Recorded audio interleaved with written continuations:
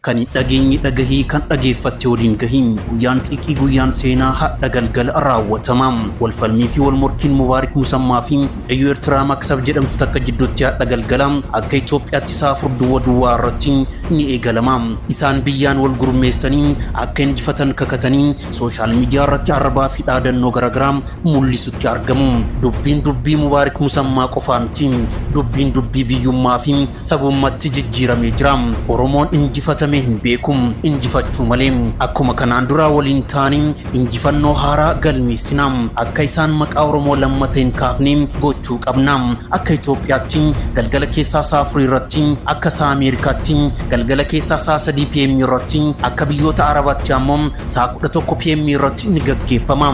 maarreen hanga galgala saa jedhame kanatti bilbila kee chaarjii guuttattee intarneetii kee hidhattee quba kee hojii biraa dhoggitee namoonni saa jedhame kana irratti akkasittiin bilbilee seerratti yeroo kana eeguu qofaadha tulluuban basii harreen hin qottu ijoollee Oromoo gadheen hin mootu